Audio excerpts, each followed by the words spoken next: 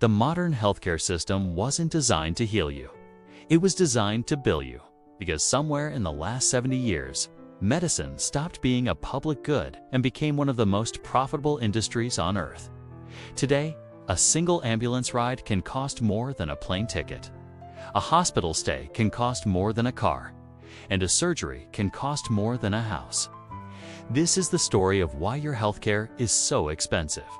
We're not going to look at it from emotion or from politics.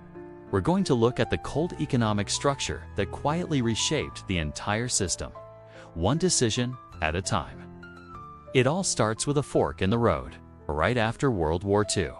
While most developed countries were building national healthcare systems, the United States built something completely different, a private insurance superstructure. And it began almost by accident. During the 1940s, the government put wage controls in place, preventing companies from raising salaries. So, to attract workers, employers started offering health insurance as a benefit. It was never meant to replace a national system. It was a loophole, and everyone loved it.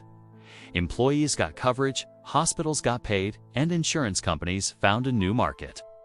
By 1960, the system was locked in. A design that rewarded billing, not efficiency. But something else was happening during those decades, a slow, invisible shift that turned hospitals and insurers from service providers into revenue-maximizing corporations. At first, insurance made care affordable. But then, the incentives changed. Hospitals learned that higher prices meant higher revenue. Insurance companies learned that denying claims increased their profits. And pharmaceutical companies realized that patents didn't just protect innovation, they created legal monopolies. Employers paid the rising premiums. Workers paid the deductibles, and the system learned one powerful lesson. The more expensive healthcare becomes, the more money everyone inside the system makes. That was the moment medicine stopped being a service and became an industry. Let's look at the numbers no one wants to say out loud. In 1960, the U.S. spent $27 billion on healthcare. By 2023, that number had exploded to $4.5 trillion. That's a 16,500% increase. The U.S. now spends 18.3% of its entire GDP on health, more than any other country on the planet. But is that money buying better care? Let's compare. The average price of an insulin vial in Canada is about $35. In the United States, it's anywhere from $98 to $300. It's the same molecule made with the same manufacturing process, just a different incentive structure. Or take a simple MRI scan.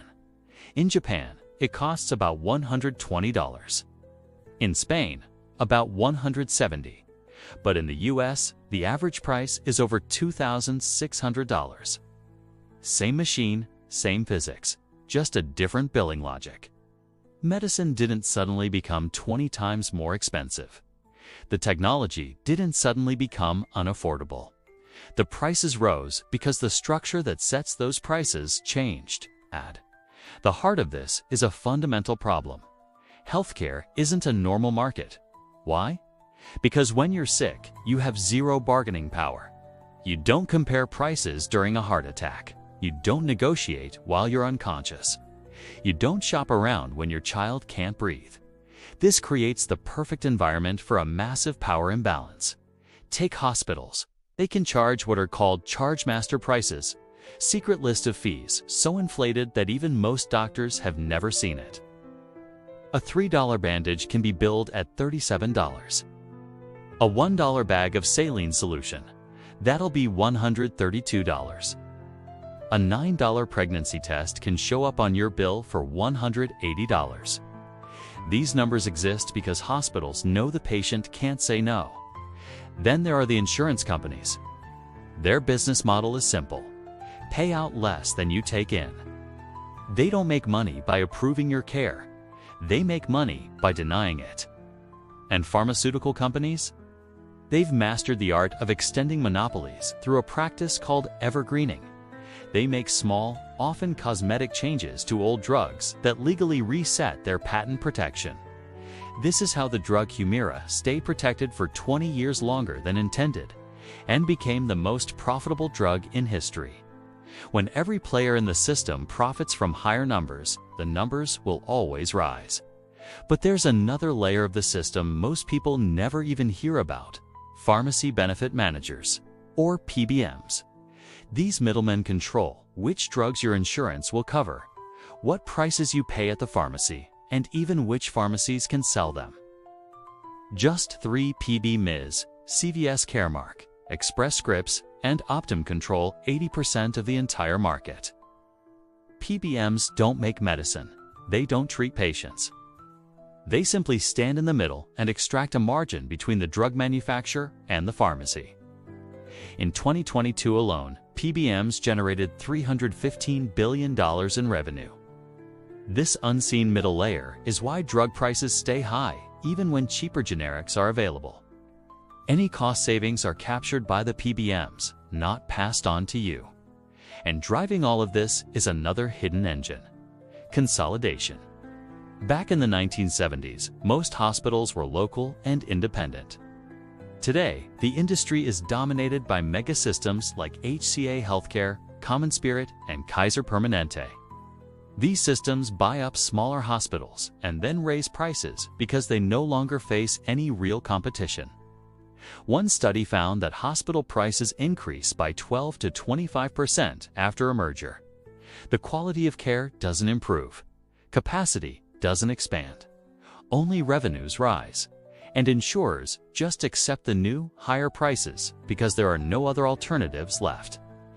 Then there's the system's darkest trick: surprise billing. This is where even insured patients get blindsided. You go to an in-network hospital. Your surgeon is in-network, but your anesthesiologist isn't. You never met them. You never chose them. But suddenly, you get a bill for thousands of dollars. Before some recent reforms, surprise bills affected 1 in 5 emergency room visits. And even today, loopholes allow the practice to continue. A system where a patient can be billed without their consent is not a market. It's a trap. So how is a medical bill actually made? Every price has 3 layers. First, there's the chargemaster price, that fictional, inflated number. Then there's the allowed amount, which is what your insurance company negotiates behind closed doors. And finally, there's your patient responsibility, what you actually pay after deductibles and coinsurance. You almost never see the first 2 layers. You only see that final number, which is designed to extract the maximum payment from whoever touches the bill.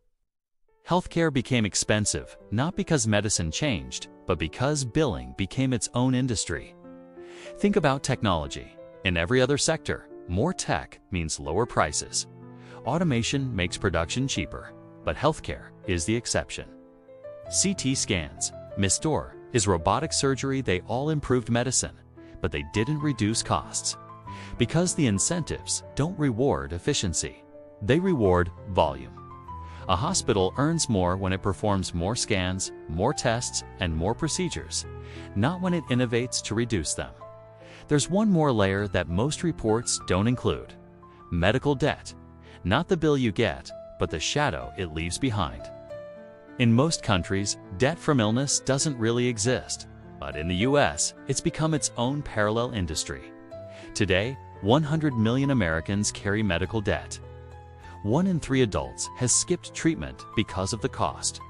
And medical debt is the #1 cause of personal bankruptcy. Hospitals sell unpaid bills to debt collectors for pennies on the dollar. Those collectors then pursue the full amount, adding fees and interest. Hits your credit score, which makes it harder to get a loan or even find housing. A medical emergency becomes a financial penalty that can follow you for years. It's not a side effect of the system, it is the system. This all leads to what some call the administrative explosion. In 1970, hospitals employed about 1 administrative worker for every doctor. Today, they employ 7. Billing specialists, coding auditors, revenue cycle managers, compliance officers, legal teams, insurance negotiators. None of them treat patients, but all of them add to the cost. This is why a quarter of every dollar you spend on healthcare goes to administration more than what's spent on doctors, nurses, or the medicine itself.